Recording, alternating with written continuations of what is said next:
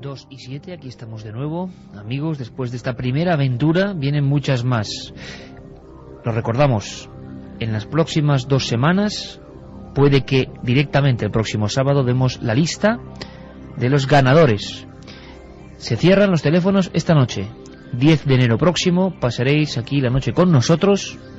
Puede pasar cualquier cosa. Sobre todo nos interesa la gente que pueda contarnos cosas, no solo preguntarnos cosas, sino contarnos cosas. Ranking de libros, ¿cómo va? De abajo arriba, puesto 20, Tumba sin nombre, 19, La ruta prohibida, 18, El Necronomicon, 17, Cosmos, 16, Los pilares de la tierra, 15, Vida después de la vida, 14, Camposanto, 13, No piense usted como un humano, 12, Enigmas sin resolver, 11, Recuerdos del futuro, 10, La dama azul, 9, 100.000 kilómetros tras los ovnis, 8, Misterios de la iglesia, 7, Drácula, 6, la Biblia, 5, Paraíso maldito, 4, Retorno de los brujos, 3, Dioses, tumbas y sabios, 2, La noche del miedo. Primer puesto, libro elegido de momento del misterio, Caballo de Troya, JJ Benítez. Y es que hay muchísimas cosas que contar, muchísimas. Esa noticia que adelanto brevemente porque creo que es impresionante. Luego vamos a conectar con el profesor de psicobiología y experto científico de la Universidad Complutense y buen amigo de este programa, Manuel Martín Loeches, para que nos explique si es verdad o no, si es rumor o no, qué ha pasado. Pero se ha publicado que un laboratorio ATR en Japón ha logrado conectar a una persona una serie de electrodos en el cerebro que piense en una cosa, concretamente en una letra, algo básico, pero al final, tras un proceso que parece pura alquimia, ciencia ficción, esa letra se ha reflejado en una pantalla de televisión. Cuentan que es el primer pensamiento reflejado. Y dicen estos investigadores científicos que lo siguiente, estamos a un paso de poder reflejar algo en pantalla, ni más ni menos que de los sueños.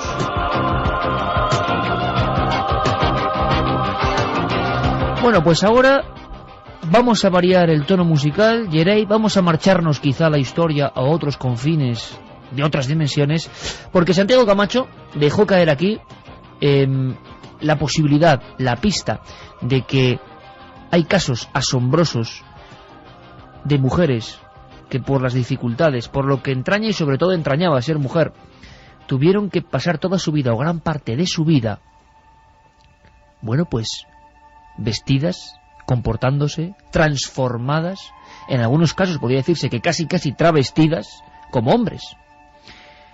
Pero hay casos que nos van a sorprender. Es un archivo de la historia, es viajar en el tiempo. Santi, y luego además Carmen nos va a contar una de sus mujeres con misterio, que ya veréis, porque es el ejemplo vivo de esas transformaciones obligadas por el entorno.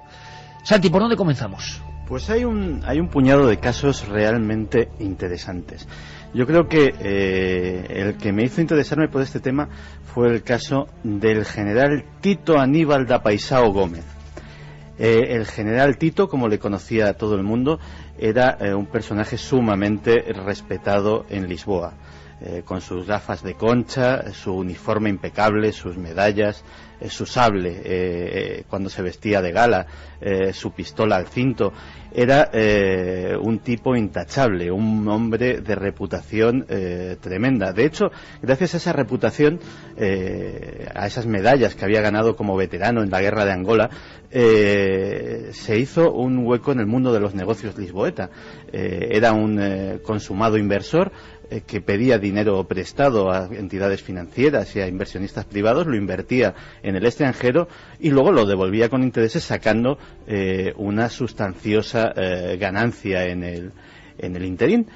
El problema fue cuando en 1993 surge el escándalo y se descubre que el general Tito Aníbal da Paisao Gómez, condecorado veterano de la guerra de Angola, es realmente María Teresiña Gómez. María Teresiña nació en 1933 en la isla de Madeira y a los 16 años, en 1949, desaparece de allí y se le pierde por completo la pista. Dicen los viejos del lugar que tuvo un tremendo desengaño amoroso y que abandonó la isla y nunca más se volvió a saber de ella. Hasta que en 1974, en los carnavales, aparece el personaje en Lisboa del general Tito. En el juicio ella dijo que, sin dar muchos detalles, para los carnavales de aquel año 74, se mandó confeccionar un uniforme de general, y la verdad es que le quedó tan bien y le sentaba tan bien aquella identidad que decidió adaptarla como suya. Es más, esa misma noche conoció a la que sería su esposa. Su esposa durante 15 años, Joaquina Costa. Joaquina Costa también declaró en el juicio y bajo juramento dijo no conocer para nada que su marido era realmente una mujer. Ellos dormían en habitaciones separadas. Parece ser que el general tenía una estricta moral católica y solo concebía el sexo para procrear, y ya estaban muy mayores el matrimonio para pensar en esas cosas, así que ella lo vio como absolutamente normal. Lo cierto es que durante un juicio que conmocionó por completo a la sociedad portuguesa, la gente que declaraba, y sobre todo declaraban en su inmensa mayoría a favor del general, ni aun sabiendo la verdadera identidad. Por cierto, el general se compareció ante el tribunal vestido de hombre, esta vez sin uniforme, pero sí con un elegante traje de chaqueta y sus eternas gafas de concha, pues le seguían llamando mi general, y desde luego todo el mundo coincidía que era un buen hombre, un tipo íntegro y un gran portugués.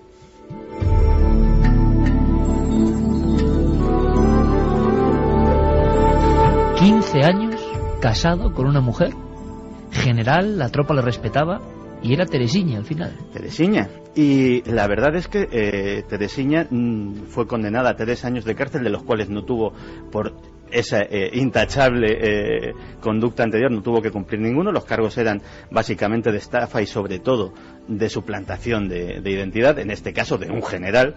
Y falleció recientemente, en 2004, creo recordar, en un pueblo retirado, ya lejos de la vida pública, conviviendo con otra mujer. Historia inversa recuerda la gran película aquella del año 71, ¿os acordáis? Mi querida señorita, con una espectacular, yo creo que espectacular interpretación de José Luis López Vázquez, pero en este caso a la inversa, ¿no? Alguien que se hacía pasar por mujer, por señora de un pueblo, y era hombre. A mí me recordaba mucho, porque la gente tenemos el concepto de que las mujeres no pueden ser guerreras. No hay cosa más absurda. Hay unos grabados que le invito a la gente que los busque a través de Google, que yo creo que tienen que estar en Google, que es de una reina que había en la antigua Nubia, Dodecasoenos, que hay grabados de ella de cómo le cortaba delante de su tropa, que era la que llevaba los ejércitos, cómo le cortaba la cabeza a los enemigos, y está grabado en piedra en la ciudad. ¿Cómo se llamaba esta mujer? Dodecasoenos iba delante con su ejército y le cortaba la cabeza a los enemigos delante de sus soldados, para que vieran su capacidad y su valor. Pero hay una clave importante, Juanje, siempre ese plus que tenía que tener la mujer en la antigüedad para equipararse, ¿no?, al hombre, tenía que demostrar más por todo el condicionamiento social que rodeaba. Hay más casos. Sí, fíjate, incluso casos en la ficción, pero que detallan una realidad. Uno de ellos es el teatro isabelino, la época de Shakespeare. En esa época solamente los hombres podían interpretar todos los papeles. Las Julietas eran hombres, las Lady Macbeth eran hombres al principio. Toda la panoplia de personajes femeninos muy fuertes y muy intensos del teatro shakespeariano fueron interpretados originalmente por hombres. Las mujeres no podían ejercer de actrices de teatro. En absoluto. Y de hecho hay una conocida película, Shakespeare enamorado, en la cual una mujer tiene la vocación de artista, la vocación de actriz, y decide cambiar las tornas y hacerse pasar por hombre para que le dejen hacer papeles de mujer. Silvia, no me place en demasía. Tiene los dedos rojos de pelear y habla como un niño que recitara su lección. En la escena el amor no será amor verdadero, mientras la ley obligue que sean petimetres con enaguas quienes interpreten el papel de heroínas. Y ha habido artistas que mucho más recientemente se han visto metidos en situaciones similares. La muerte de un discreto, conocido en los mundos de los expertos del jazz, pianista y saxofonista que se llamaba Billy Tipton, no hubiese llamado mucho la atención en 1989, salvo en esos círculos de iniciados, salvo porque cuando el médico fue a dictaminar la muerte de Billy Tipton, descubrió que Billy en realidad no era Billy, sino que era una mujer.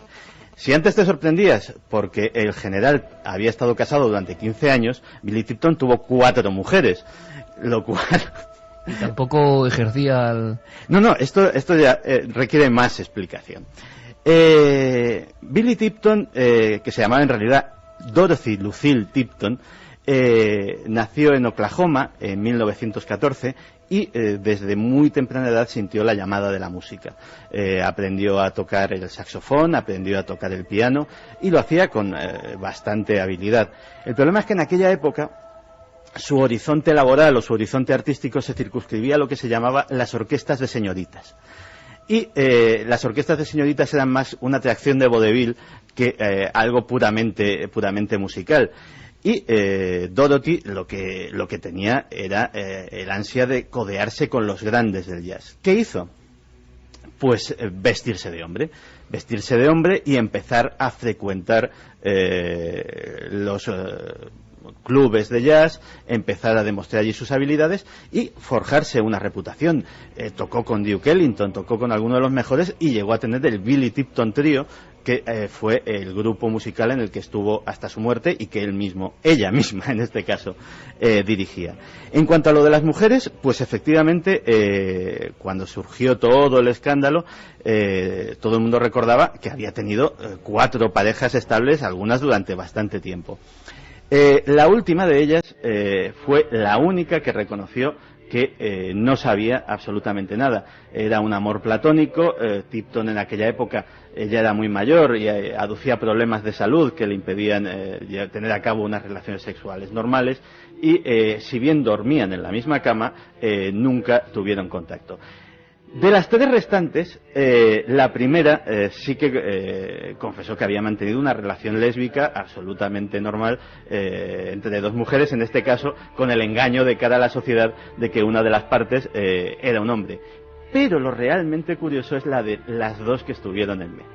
Esas 2 juraron y perjuraron que no solamente habían estado emparejadas con Billy Tipton, sino que habían tenido relaciones sexuales frecuentes y satisfactorias, merced Dios sabe a qué artificios, decían ellas. Se habló de un extraño suspensorio, de aditamentos ortopédicos de vaya usted a saber qué clase, que permitían a Billy Tipton pues cumplir con sus señoras como Dios manda. El caso es que la escasa discografía que dejó Tipton, a raíz de su muerte y del tremendo escándalo, cobró una cotización inmensa y desde luego los discos de Billy Tipton a día de hoy se pueden encontrar, cosa que en otro caso probablemente no hubiera. Yo recuerdo la historia de esa película Gentle de Barbara Streisand, que expresa muy bien, es una mujer judía, si no recuerdo mal, claro, que tiene que hacerse pasar por hombre porque ella tenía interés en conocer, en leer, en saber de la cultura, y era algo vedado. Entonces yo ahora sí me gustaría hacer un homenaje sentido, yo creo, con esta música maravillosa que nos pone Yeray Martínez, porque hay que pensar, ¿no?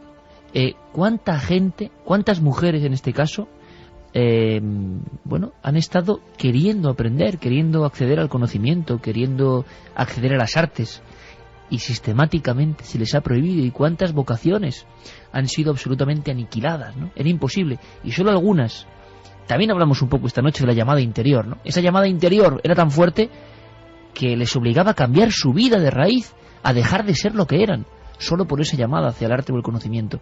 De verdad que es impresionante. ¿Más casos, Santiago? Uno más, porque si bien los otros 2 podían tener un cierto barniz, digamos, frívolo, este es ciertamente dramático porque está impuesto por la más estricta necesidad y sobre todo porque es actual, es completamente actual.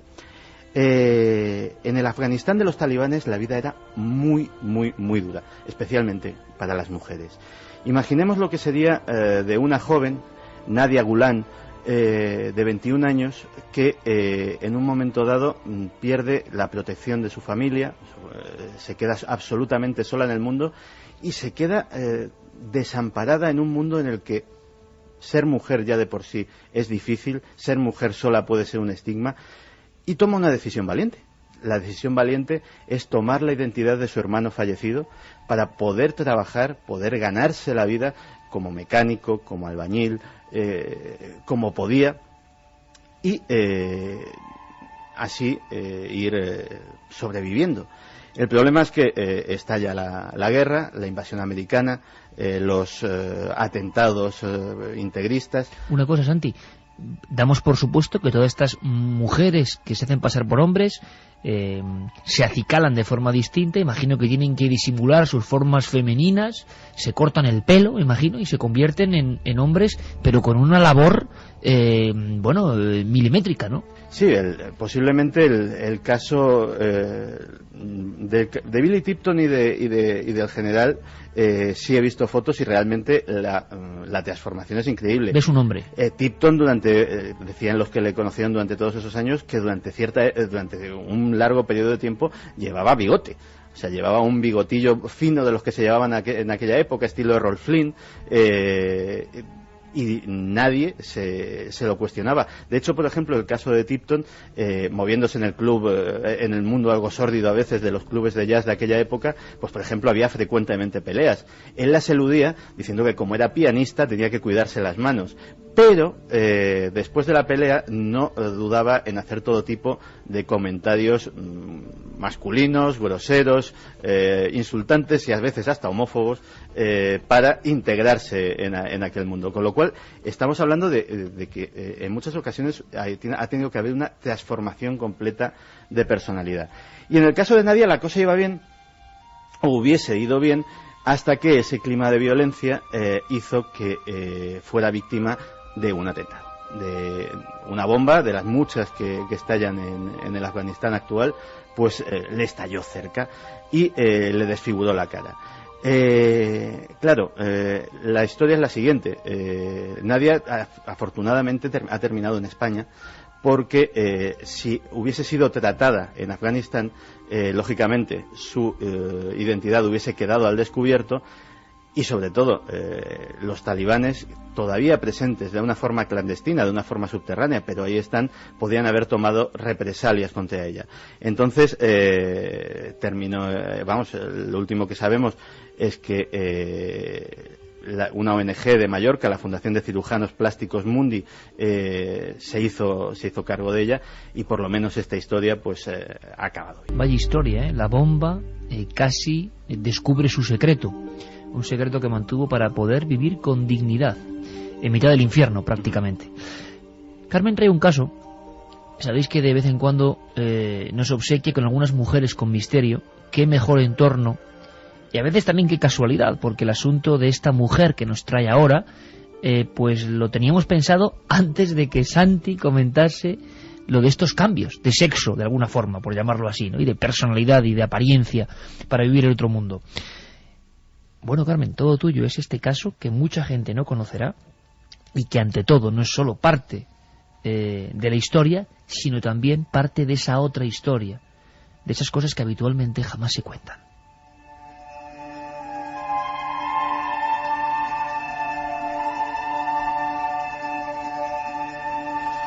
Esta noche vamos a hablar de Catalina de Erauso, la monja alférez. Esta mujer nació en San Sebastián en 1585. A los 4 años, sus padres la internan junto a sus hermanas María Juana, Isabel y Jacinta en el convento de dominicas de la ciudad, donde pasará toda su niñez y parte de su adolescencia, siendo adoctrinada en la fe y también aprendiendo las labores propias de su sexo.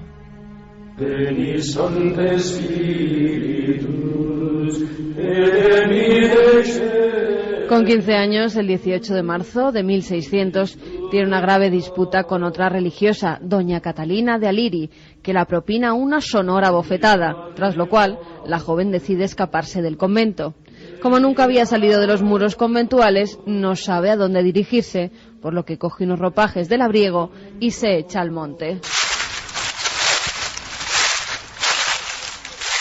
Allí se deshace del hábito y corta su pelo. Su físico ya era bastante varonil. Era muy alta, de rostro rudo, falta de hermosura, de voz ronca y profunda. Esto le ayuda a pasar desapercibida mientras viajaba recorriendo la geografía española. Incluso hay historiadores de la época que aseguraron que no tenía pechos porque desde muchacha se aplicó una serie de remedios para secarlos y dejar así llana esa zona. Utilizó diversos nombres masculinos y llevó a cabo todo tipo de oficios: paje, criado, labrador, en diversas localidades como Vitoria, Bilbao, Valladolid, Navarra, Sevilla y por fin Cádiz. Sanlúcar de Barrameda era su destino, ya que sabía que era el lugar desde donde los barcos partían hacia América.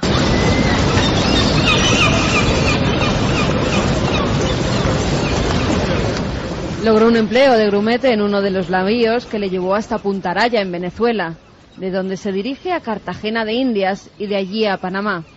Allí permanecerá algunos meses para después emplearse con un mercader de Trujillo, en Perú, donde acabará convirtiéndose en soldado. Su valor y en muchos casos agresividad la llevaron a ganar muchas de las batallas en las que se vio comprometida. En 1619 viajó a Chile formando parte de las tropas que iban a luchar en la guerra de Arauco, donde gracias a su valentía en el campo de batalla la otorgaron el grado de alférez.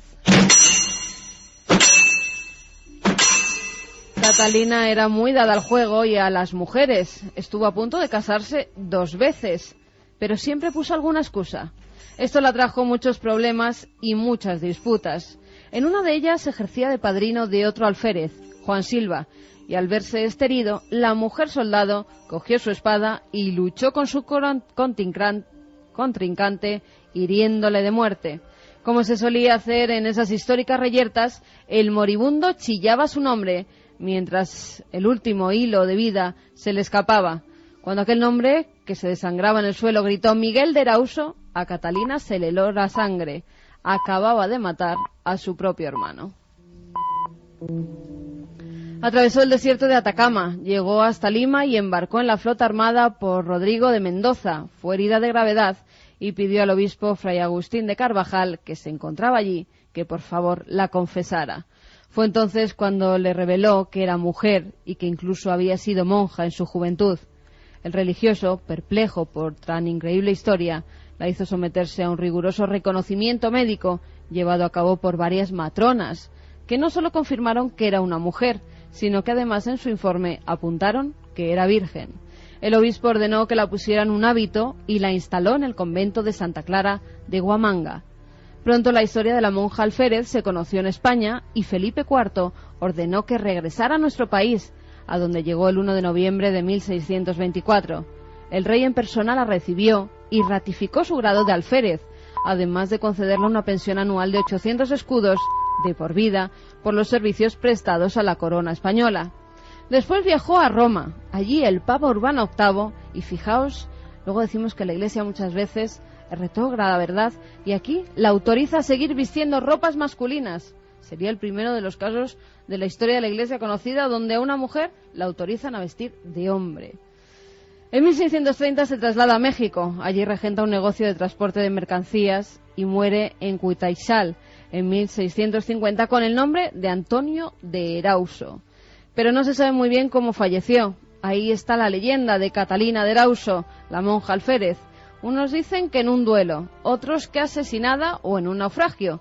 Lo cierto es que nunca lo sabremos, ya que si conocemos parte de su vida y de su historia, es gracias a que ella misma dejó escrita su biografía. No deja de ser curioso, Santi y Juanje, que muchas de estas historias que son de película y es la magia de nuestra historia, ¿no?, que siempre intentamos recuperar y vivir de otra forma aquí en Milenio 3 con todos vosotros en la cadena SER, no deja de ser curioso que algunos de los casos que hemos contado tengan que ver con lo militar, con lo guerrero, es decir, lo menos femenino entre comillas, que se entienda, como decía antes Juanje, ¿no?, pero casos donde tenían que mostrar una tremenda ferocidad, imponerse a los demás, y lo hacían. No precisamente elegían gremios donde, bueno, pasar más o menos artesanía, no, guerreras en muchos casos. Sí, hay una cosa curiosa, y luego si da tiempo que haga la sección sobre el tema de los tuareg, lo veréis, lo volveré a contar. Y es normalmente, bueno, pues había una discusión antropológica muy grande sobre si existieron alguna vez o no culturas matriarcales, o sea, donde realmente la mujer llevase las armas, el poder y todo esto. Y la verdad es que es un tema muy complejo, ¿no? Porque las mujeres desde hace muchos miles de años, el tener que dar a luz de forma constante, porque la mortalidad infantil era enorme, pues hacía que tuvieran una debilidad física normal, que no mental, no tiene absolutamente nada que ver. Siempre la historia está llena de mujeres inteligentes. Pero, por ejemplo, entre los tuareg, que es una tribu completamente guerrera, el matriarcado no es una cosa que simplemente se entienda, es que la propiedad privada solo pasa de mujeres, o sea, de madres a hijas. Los hombres no tienen propiedad privada. Pero eso lo vas a contar luego, porque además vamos a tener cortes y declaraciones de un invitado de excepción como Alberto Vázquez Figueroa. Sí. Luego lo contamos, Santi.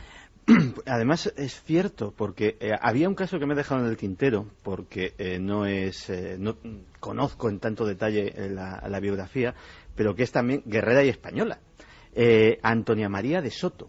Antonia María de Soto, en pleno siglo XVIII, en una época en que había piratas, en que hubo una guerra contra Francia, la batalla de San Vicente, etcétera, etcétera, tenía la vocación de ser soldado de infantería de marina, ni más ni menos. Y, claro, en aquella época, primero, ser soldado mujer, absolutamente prohibido, pero es que encima la superstición marinera de que traía mala suerte, malfario, tener mujeres a bordo, estaba en plena vigencia. Pues durante también un periodo de 15 años, Antonia María fue una soldado de infantería de marina feroz en esos abordajes de las películas de piratas. O sea, en primera línea, nada de retaguardia. Cuchillo en boca, sable en mano.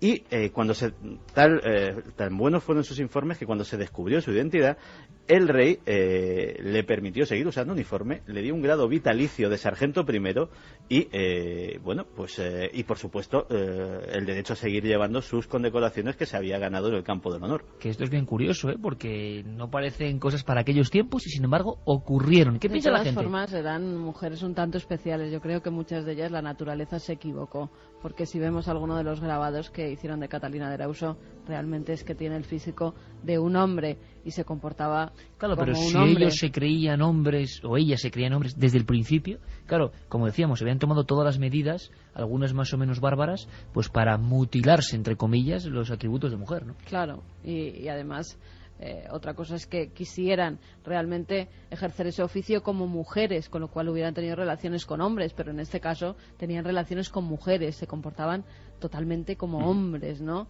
Eran, pues, eso, personas equivocadas, en un cuerpo equivocado, mujeres que nacieron con otro sexo. El programa que están ustedes escuchando es la repetición de uno ya emitido.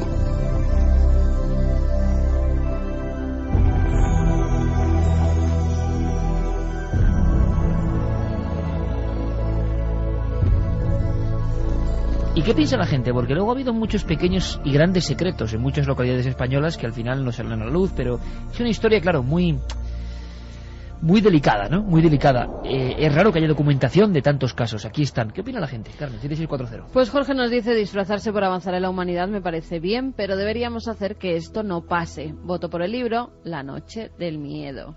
Mira, un voto más para ti, Iker. Magnífico el tema, Santi. Lamentable lo ciega que ha estado la humanidad para no saber valorar a estos maravillosos seres que son las mujeres. Un abrazo, Carmen, nos dice Humberto. Pues muchas gracias, Humberto. Hola, felices fiestas a todo el equipo. Espero que el año que viene tengamos muchas aventuras. Voto por Drácula como mi libro favorito, nos dice Vicente desde Madrid. Notario de Pilas nos dice que hay de que Colón dicen que era una mujer. Colón mujer. Se han dicho tantas cosas de Colón. O sea, yo había oído Colón catalán, Colón Italiano. mallorquín. Bueno, italiano es que parece casi Portugués. que... Bueno, portugués. Colón alcarreño. Hay todo un estudio, ¿eh? Colón alcarreño. Colón gallego. Colón templario. Pero Colón judío. Colón amigo de los reyes. Colón enemigo. Pero Colón mujer ya es lo que faltaba, ¿eh? Colón era mujer.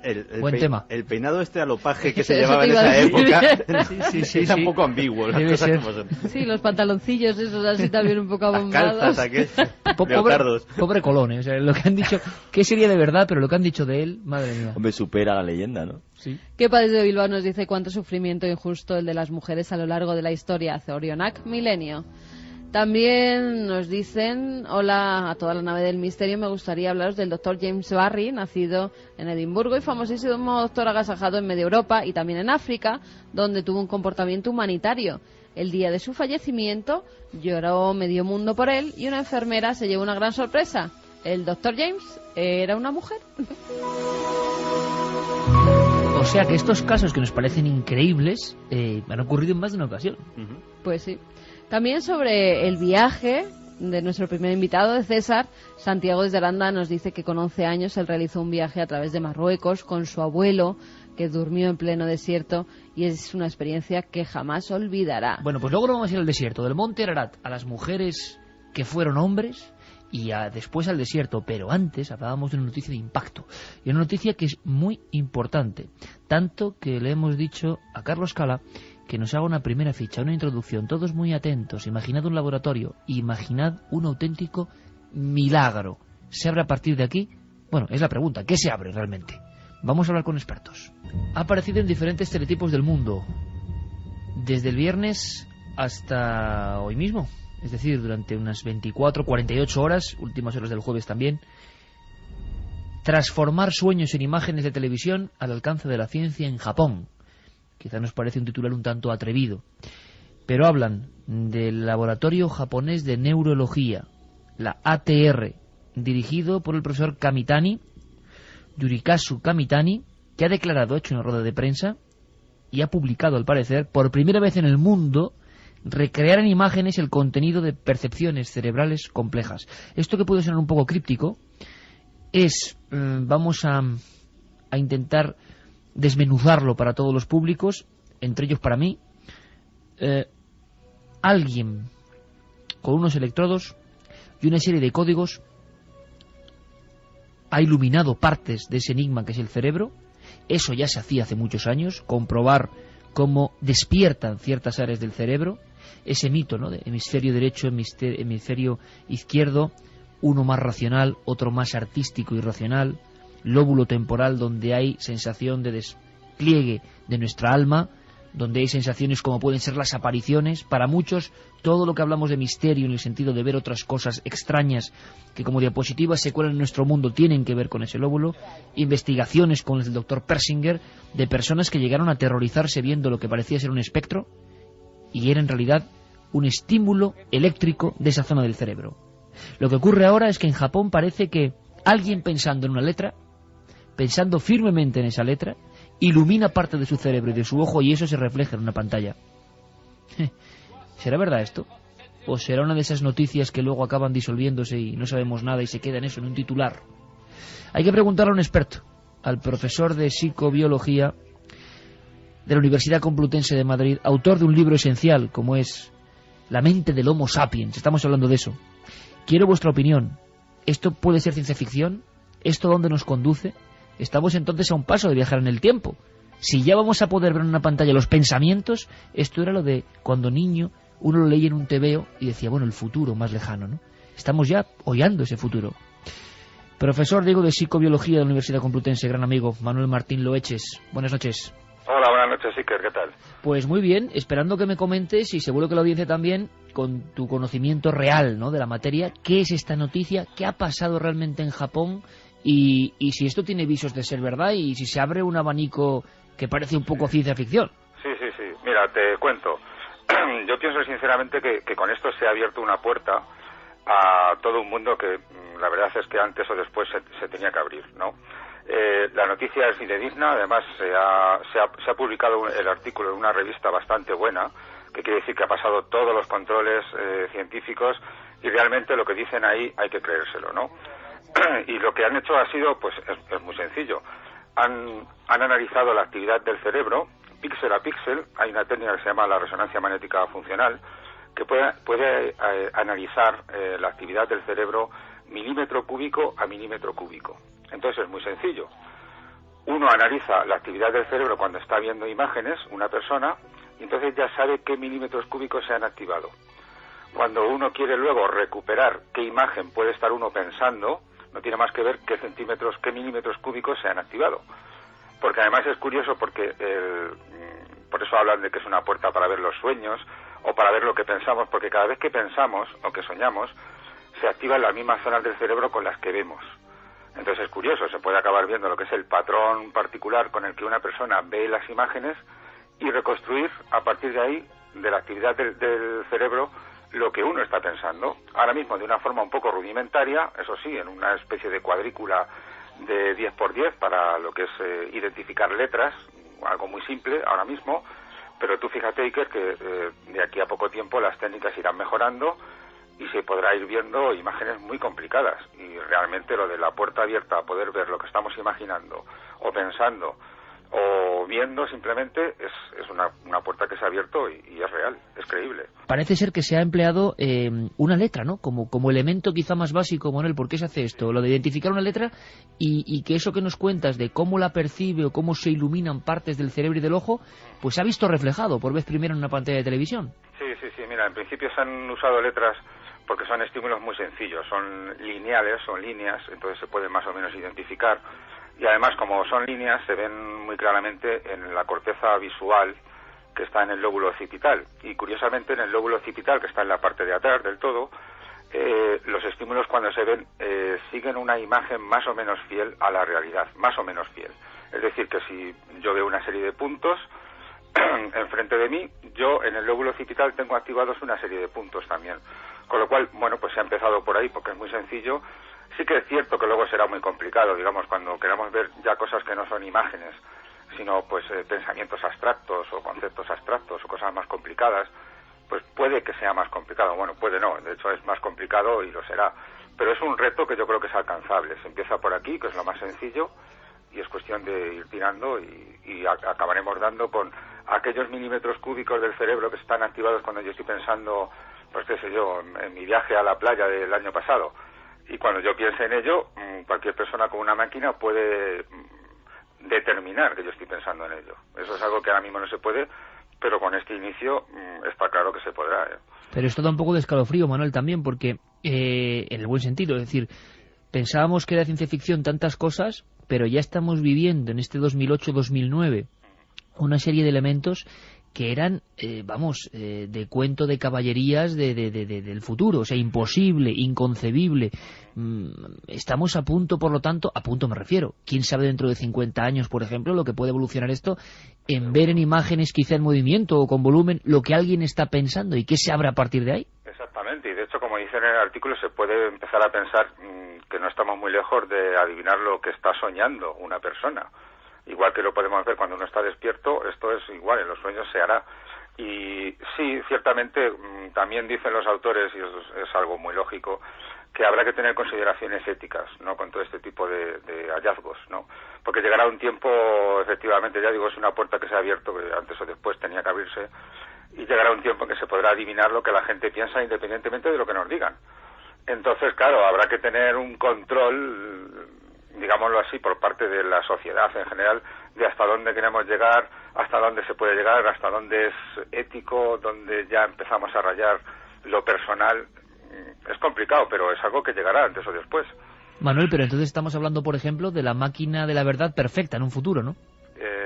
Bueno, yo creo que es muy curioso eso, porque a las máquinas de la verdad, como a la que tenemos ahora, que está más o menos disponible, se le puede engañar, digamos, que yo puedo imaginarme cosas, la máquina detecta lo que yo me estoy imaginando y a lo mejor es una historia que me he inventado. Claro.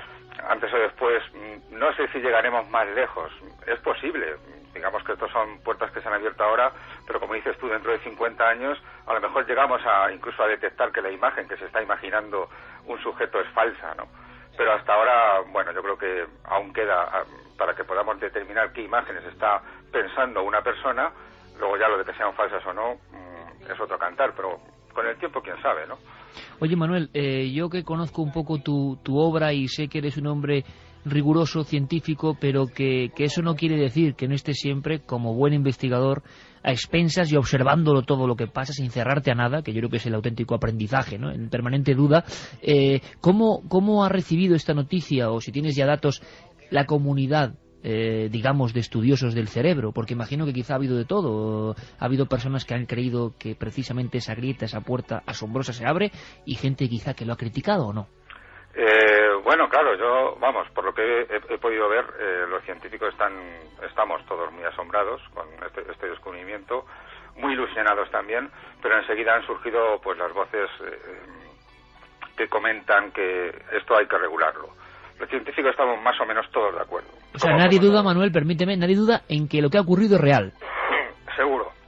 Ha ocurrido y además se ha publicado en una revista bastante buena, o sea que ha pasado todos los controles rigurosamente, con seguridad, ¿eh? Caramba, pues de verdad que la noticia queríamos confirmarla, Manuel, y nos deja sorprendidísimo. Alguien pensará, si esto se hace público ahora, igual en otros lugares, más la teoría de un poco de la conspiración, ¿no? Del conocimiento del ámbito, no sé, si de control mental o militar, ¿qué se ha podido hacer en algún lugar que no sea oficial, ¿no? Sí. Es una buena pregunta también. ¿Tú eres de los que crees, Manuel, que quizá algunas esferas, por lógica, nos llevan también años de adelanto? Se dice en la tecnología, se dice en las pantallas, se dice en los radares, se dice en todo, se dice en la cuestión biológica. También en el estudio del cerebro habrá personas, entidades, corporaciones, no lo sé, que nos lleven también años de ventaja y que sepan más que nosotros. Bueno, años no lo sé, pero sí que sé que el ejército de los Estados Unidos, igual que casi todos los países, lo más seguro, tienen centros especializados en estudiar la actividad del cerebro, e incluso en crear, generar, inventar máquinas para leerlo mejor, para interpretarlo mejor, y al cabo de un tiempo pues acaba siendo público, pero claro, ellos lo guardan en secreto, en el máximo secreto, durante un tiempo hasta que sacan todo el jugo. O sea que sí que hay, sí. Pues Manuel, yo lo que te emplazo es a que un día, si quieres, aquí, en larga charla y hablando con los oyentes, podamos dedicarle, si te parece, yo creo que puede ser un reto muy bonito, una noche al cerebro humano, desde su inicio hasta lo que sabemos de él. Y yo sé que contigo vamos a aprender. Así que echa la invitación. Estaría encantado, Iker. Un abrazo muy fuerte, Manuel. Un abrazo, Iker. Gracias. Hasta luego a ti.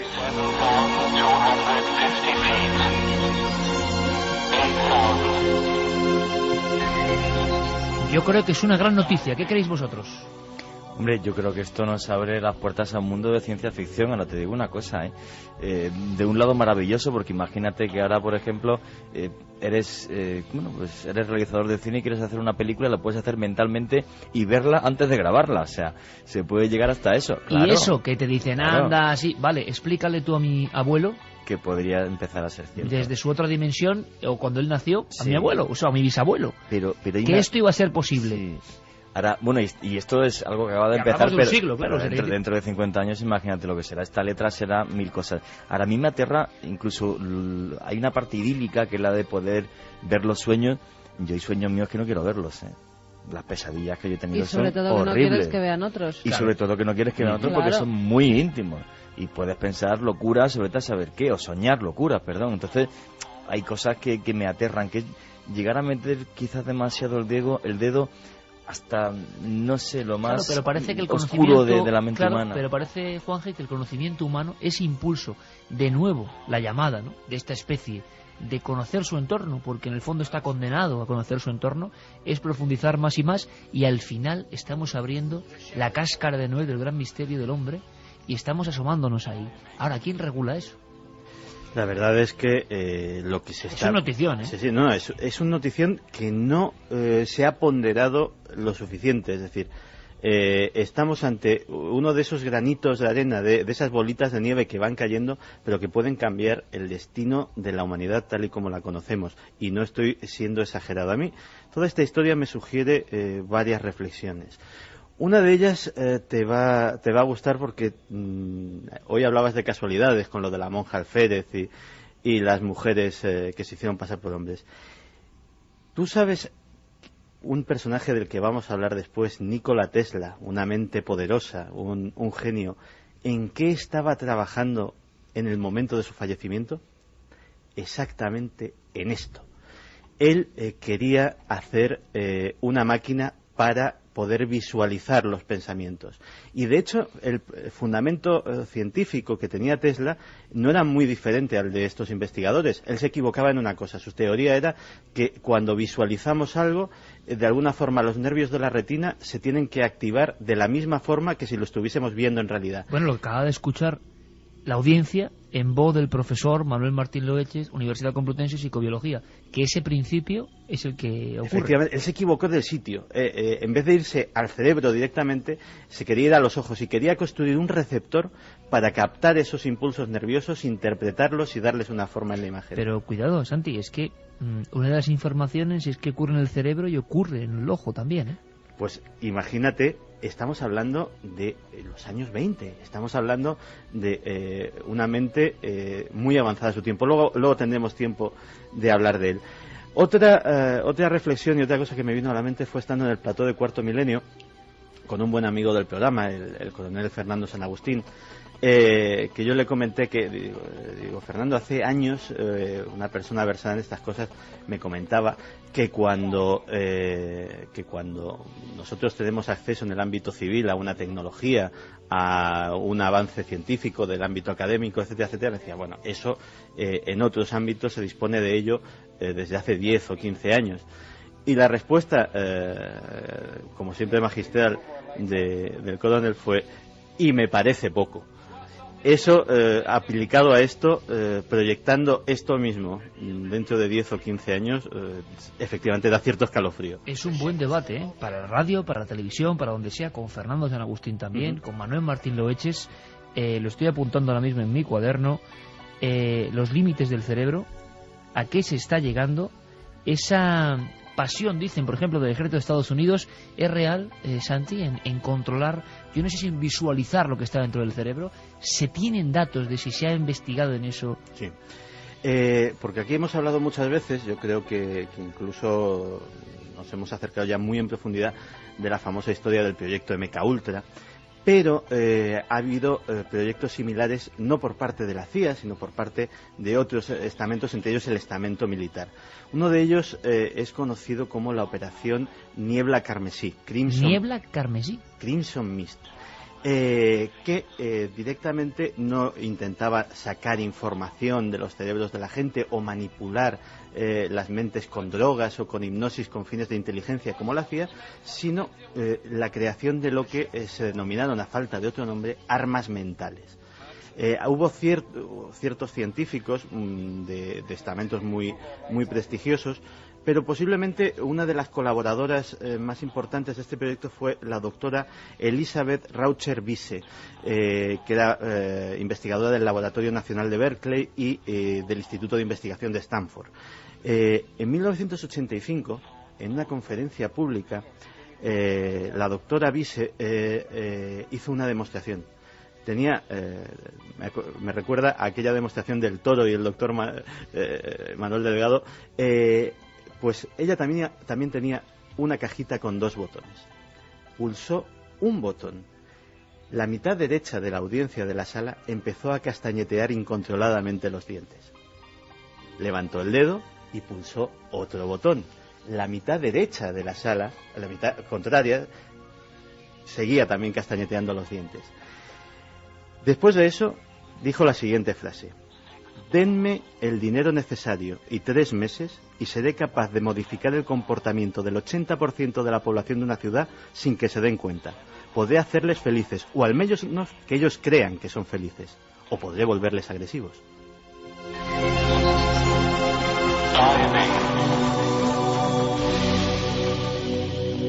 Vaya escena. ¿Cómo se llamaba esta doctora? Doctora Elizabeth Raucher-Wiese. Ahí queda, uno de esos legajos de la historia moderna, de la cara oculta de la historia, por Santiago. La sensación general, y a la vuelta estamos... Mira, Carmen, el menú que os propongo, bueno, que les propongo a los oyentes. Sí, Viaje al desierto. Viaje al desierto bien, con Alberto Vázquez Figueroa y Juan G. Vallejo. Claro, que uno va a un viaje Buenos días. con Alberto Vázquez Figueroa y con Juan G. al desierto y no pasa de la primera duna, porque le cuentan 257 historias y ya se ha quedado en la duna. Nikola Tesla, ¿por qué? Porque ha habido una exposición en Madrid que tiene que ver con Nikola Tesla, que era el gran maldito de la ciencia, de alguna forma, y en Madrid se le ha homenajeado. Santi ha estado ahí con Carlos Largo y nos van a contar una historia.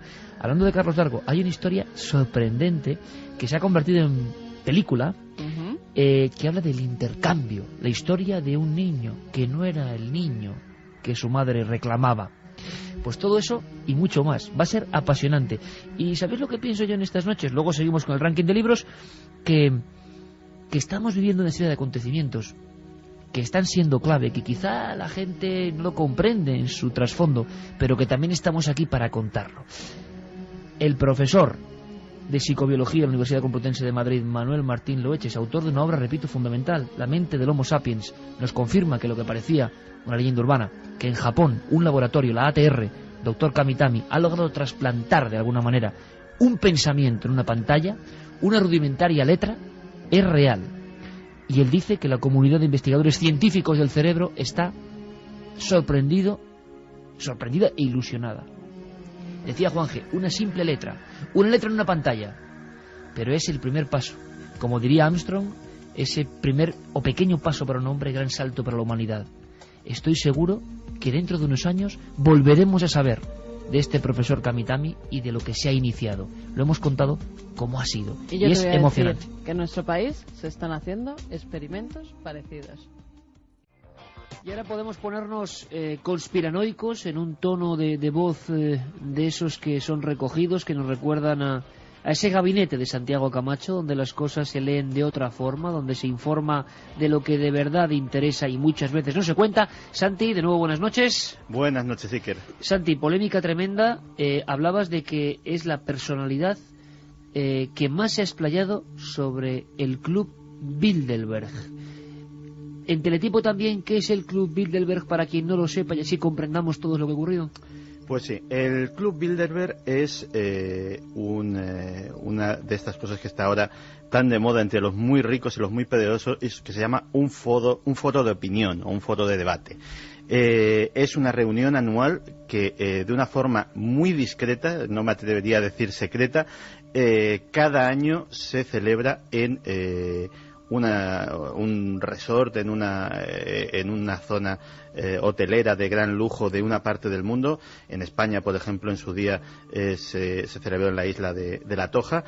Y esa zona automáticamente se acordona, es acordonada de tal manera que no puede entrar ni periodistas, lógicamente todo el complejo hotelero está reservado desde la primera hasta la última habitación desde mucho tiempo antes, y eso está acorazado ¿para qué? Para que se reúnan allí por invitación expresa, es decir, nadie puede postularse como pretendiente a acceder a este Club Bilderberg, sino que tienen que ser invitados por los organizadores, entre 130 a 150 de los personajes más influyentes a nivel mundial en el mundo de la política, de la economía, de los medios de comunicación, de la ciencia y de las grandes multinacionales y las grandes empresas, así como la banca, etcétera, etcétera. Yo creo que cada reunión del Grupo Bilderberg es un quién es quién de quien realmente en ese momento manda en el mundo o controla en el mundo. Y esto es todo lo que sabemos. Lo que sucede ahí dentro es absolutamente confidencial. Yo creo que hasta esta conversación precisamente de la reina doña Sofía con Pilar Urbano, yo creo que aquí en España el único atisbo de lo que sucedía dentro del Club Bilderberg fue lo que en su día comentó en tono casi jocoso Esperanza Aguirre, diciendo que allí iba ella a jugar al golf. Y poco más. Entonces, realmente sí que ha levantado, sobre todo, pues lógicamente, en los foros más conspiracionistas, pues todo tipo de recelos, todo tipo de suspicacias, porque estamos hablando de mucho poder reunido, reuniéndose y debatiendo, nadie sabe exactamente qué. Y ahora, pues, por lo menos algo del exactamente qué y del exactamente cómo sí que nos ha llegado a través de esta serie de conversaciones que tuvo en su día Pilar Urbano con la reina. Y la verdad es que nos ha incluso dejado caer alguna revelación que yo creo que es inédita en el mundo de los investigadores del Grupo Bilderberg. Pero cada cosa a su tiempo. Bueno, pues vamos poniendo los ladrillos de esa conversación que a su vez tú has mantenido con Pilar Urbano en la hoguera. Bueno, estoy seguro que los editores, mi amigo Joan Eloy y tantos otros estarán muy contentos porque, claro, el libro va a batir todos los récords, me imagino, de ventas, porque la polémica es lo que quiere siempre, no lo dudéis, amigos. Un buen libro lo que quiere, como lo ocurre a Dan Brown, es una polémica inmensa, gente a favor y en contra. Pero vamos a ver, por partes. ¿Qué te ha contado Pilar Urbano? Vete contándolo tú, Santi, dando paso desde Madrid en esta noche de conexiones a esos cortes y vamos debatiendo. Y por supuesto, amigos, 7640, palabra clave Milenio 3 con número @cadenaser.com, porque seguro que hay muchas preguntas sobre este asunto. A ver qué sabe nuestro compañero Santiago Camacho. ¿Cómo ha ido la conversación? ¿Qué te ha ido asombrando, Santi?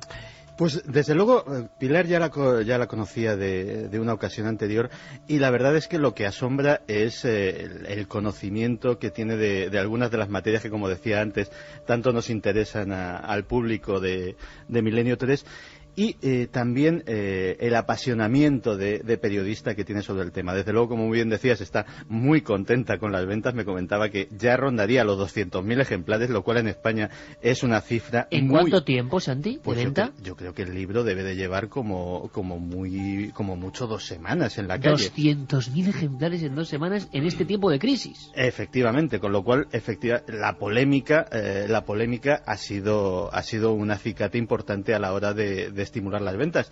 Pero eso que de lo que se ha hablado públicamente, lo que se ha comentado en informativos, en tertulias, etcétera, etcétera, no tiene nada que ver con los temas de los que vamos a hablar ahora, que a mí personalmente me parecen incluso más polémicos y más jugosos.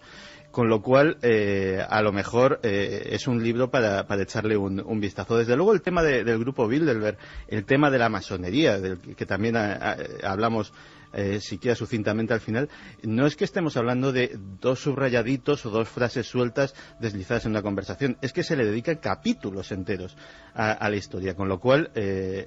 tiene su cierta importancia, dado que todos los participantes en el grupo Bilderberg tienen adquieren un compromiso de absoluta confidencialidad sobre lo que allí sucede, confidencialidad que, ojo, en ningún caso, de lo que podemos deducir de las conversaciones de doña Sofía, ha sido rota, es decir, pero sí nos podemos llevar una idea bastante más exacta de algunas cosas. Y una de ellas también que me sorprendió es que la propia Pilar Urbano debe de tener conexiones aparte de la propia reina, conexiones con el entorno Bilderberg bastante curiosas. Una de ellas, fíjate, me sirve para introducir la primera pregunta, ya que una fuente suya, un conocido suyo, vinculado a Bilderberg, le comentó en su día a Pilar Urbano que la reina Sofía, aparte de ser una enamorada, como nos dijo en su día Jaime Peñafiel, de todos nuestros temas, pues también a nivel de creencias se había deslizado de alguna forma hacia el esoterismo. Pilar Urbano, que intentaba ser lo más exhaustiva posible y no eludía las preguntas incómodas en su entrevista, se lo preguntó y esto fue lo que ella le contestó al respecto. Bueno, pues yo le pregunté a la reina. Le dije, Majestad, me han llegado algunas noticias, esa y alguna otra, de que se está orientando hacia el New Age o hacia el misticismo budista o hacia el esoterismo. Y dijo, ¡no! Con muchas OEs, ¡no! Bueno, y luego ya me viene a decir, yo no me he cambiado de religión, yo sigo siendo una persona bautizada cristiana y luego de corazón, antes de casarme ya me hice católica, creo en esto y tal. Y en esto y tal, no, y mucho más, el tal es más, ¿no? Sigue hablando de eso, ¿no? En coherencia con eso es la moral que tiene, que ha expuesto. Entonces, ella me dice que, sin embargo, tiene un gran respeto y le gusta mucho el conocimiento de las religiones, por su madre, por su hermana Irene, etcétera. Efectivamente, lo que nos comentaba Pilar es que la reina Sofía es una absoluta interesada y tiene un conocimiento enciclopédico de muchas materias espirituales, incluidas las religiones comparadas, todo tipo de creencias, pero que efectivamente en su fuero interno y en su fe más profunda, pues sigue siendo 100% cristiana.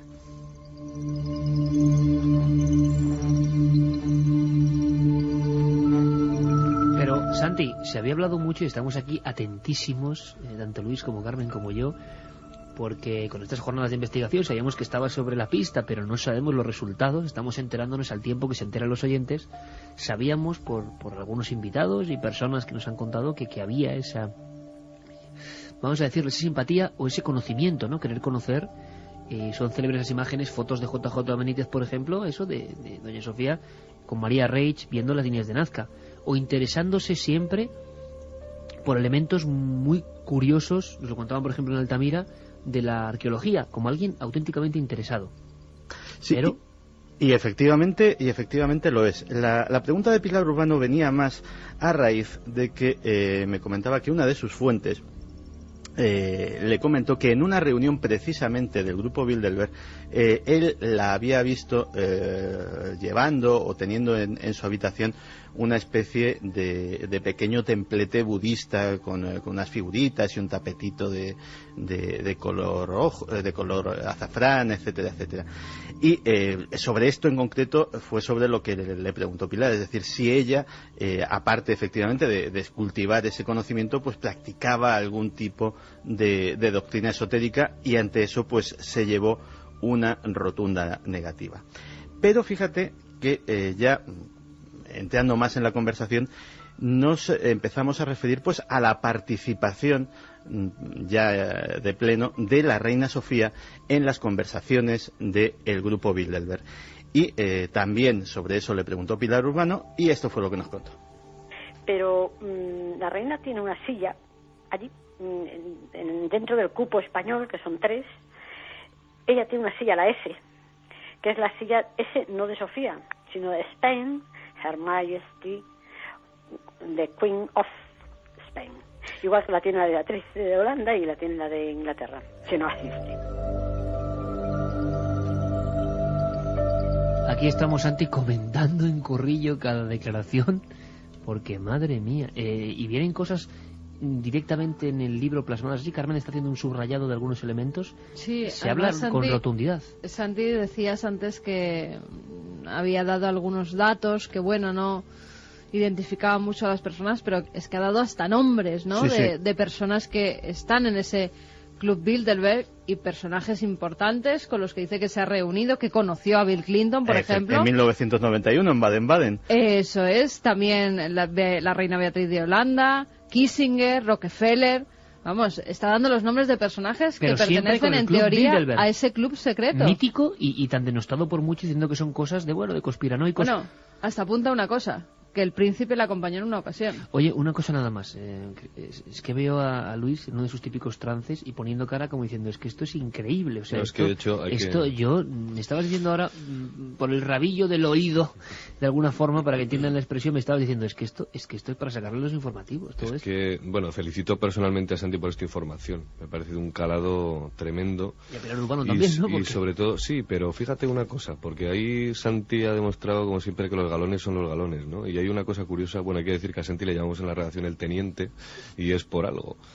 Y es curioso porque fijaos como todos los medios de comunicación la semana pasada hablaban de un escándalo distinto, un escándalo enfocado más bien desde el punto de vista de la homosexualidad, etcétera, y cuáles eran los juicios de la reina con respecto a, bueno, pues a la legalización de las bodas homosexuales, etcétera.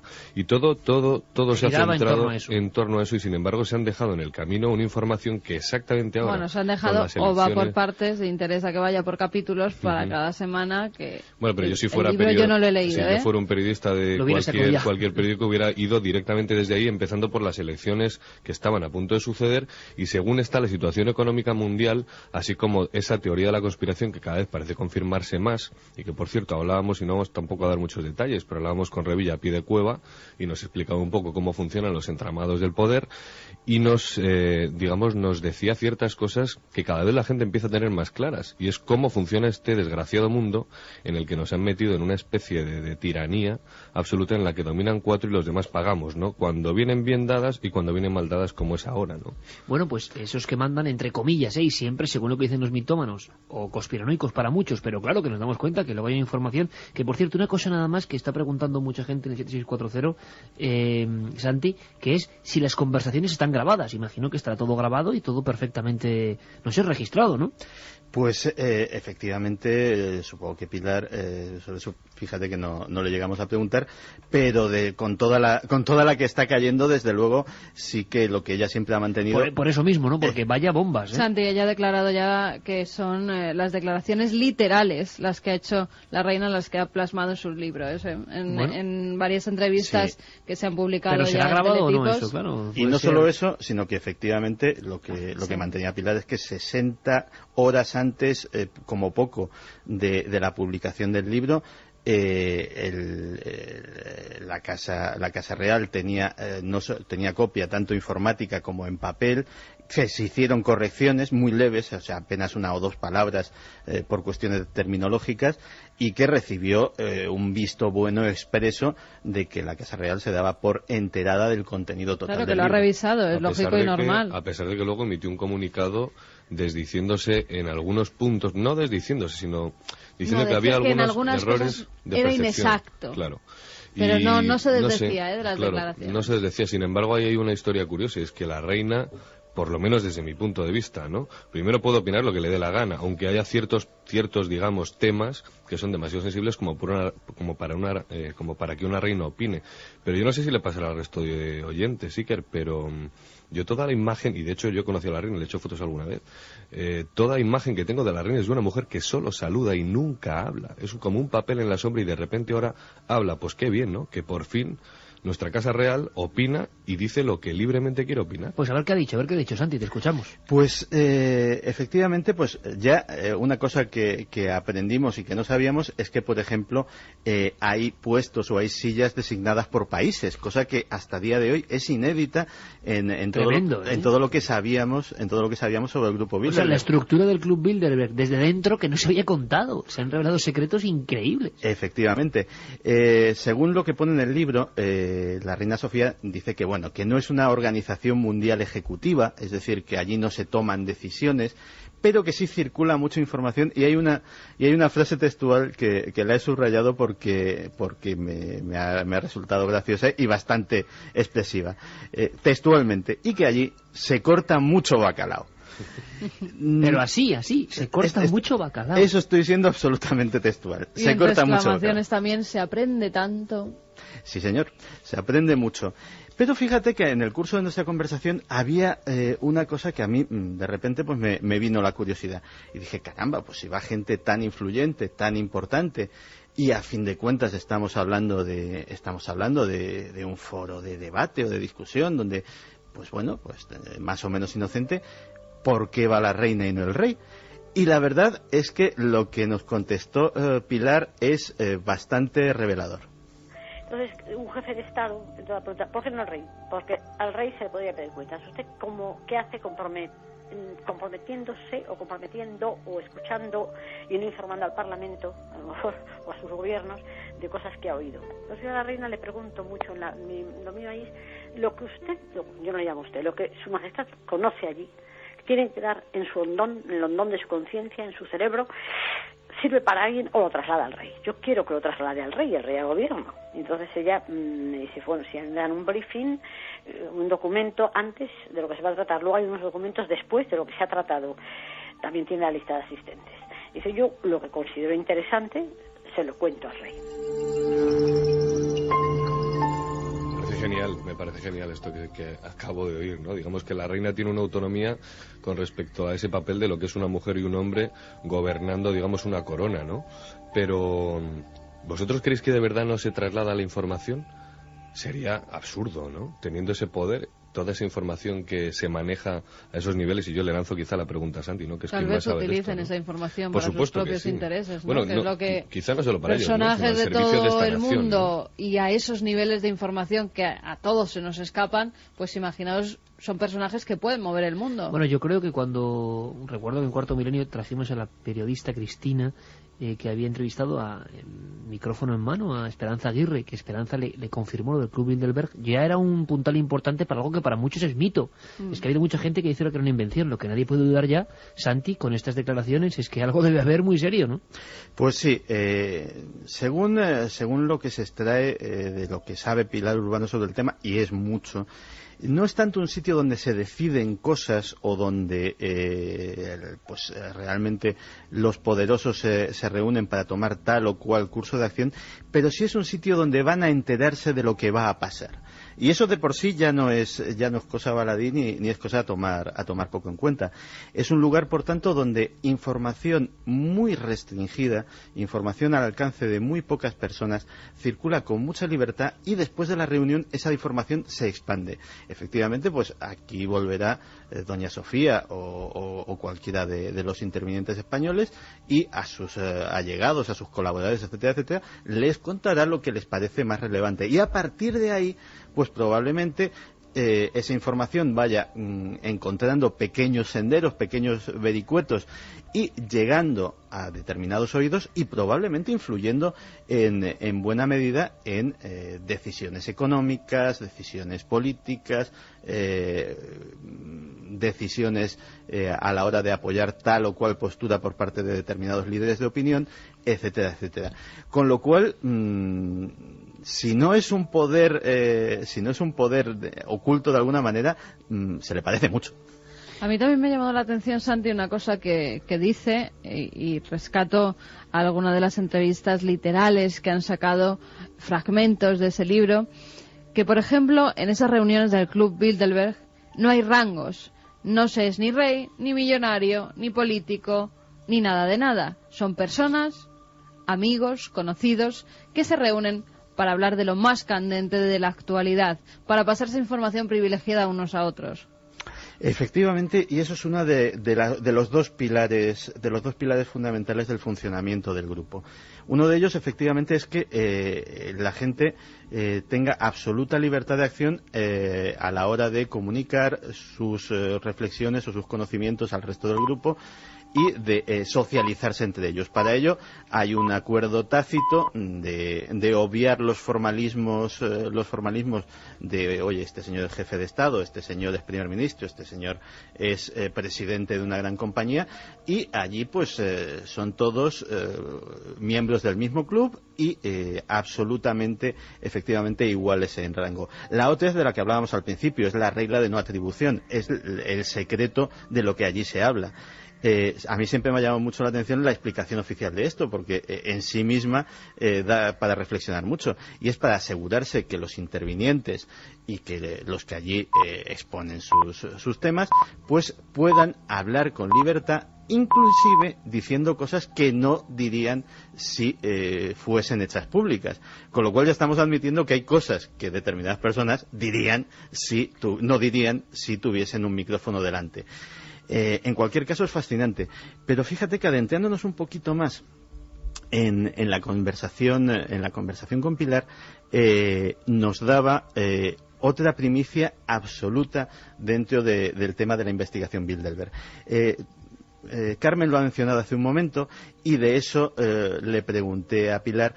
Y de esa pregunta salió un dato increíble. Le pregunté sobre la asistencia o la presunta asistencia del príncipe Felipe a alguna de estas reuniones. Esto fue lo que contestó. Según me ha dicho la reina, sí. Según me dicen mis informantes, no. Pero, según me dicen mis informantes, no. Uno recientemente me dice, no, porque yo lo sabría. Digo, bueno, pero es que hay listas que se conocen y se filtran y listas que ni se conocen ni se filtran. Y, bueno, según un informante me dice, no, pero puede haber ido. Si la reina me dice que sí, que 2 veces, habrá ido. La reina no va a mentir, no miente. Hay listas que se conocen, es decir, hay una lista oficial de intervinientes en las reuniones de Bilderberg, hay listas que se conocen y se filtran, y listas que no se conocen y no se filtran. Yo creo que es la primera vez que alguien menciona que, aparte de esa lista oficial, que ya de por sí impresiona, de asistentes a las reuniones Bilderberg, hay una cara B de personas que acuden más o menos de incógnito. Como dato, por lo menos para mí, que soy un apasionado del tema, me parece excepcional. Y tanto que es excepcional, porque desde luego nos está dando otra geografía, otro mapa de un misterio, porque claro, será tanto el poder, dominarán tanto el mundo, incluso había alguna alusión a Obama o a lo que ha pasado en Estados Unidos, Santi.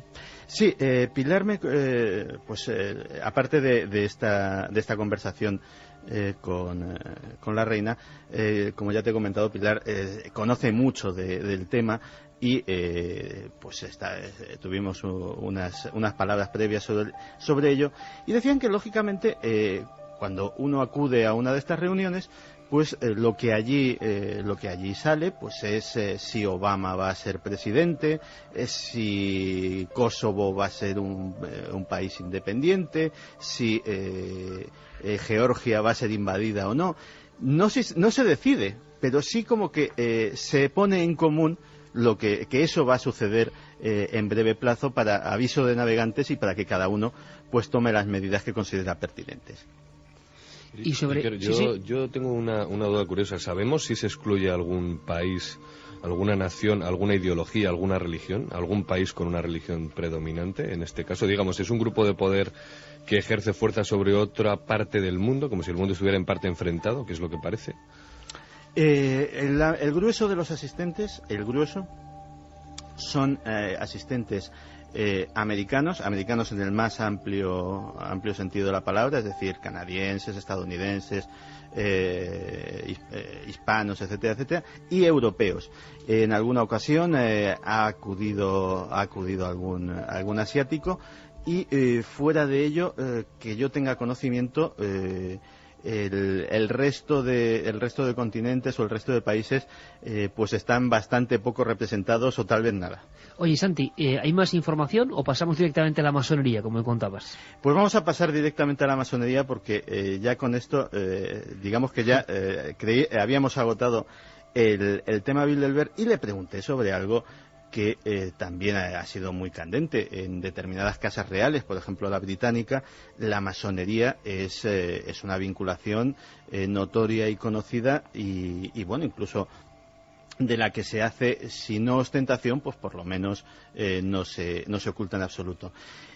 Hay libros, hay un relativo número de libros en los cuales a la familia real española, y en concreto a nuestro rey, al rey Juan Carlos, se le había vinculado con la masonería, y esta era una pregunta incómoda. Me comentaba Pilar que incluso se la hizo a la reina en voz baja, no sé si por respeto de poner a la monarca en un brete así, y le preguntó realmente si en la familia real española había masones.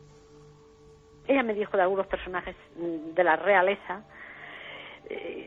europea que sí, que eran, o habían sido porque ya han muerto, o que eran, o que son en la actualidad, pero me dejó claro que ni don Juan, ni don Pablo, ni el rey Pablo, ni Constantino de Grecia, ni mi marido, ni mi hijo. Dice, sí, mi tío, Jorge II.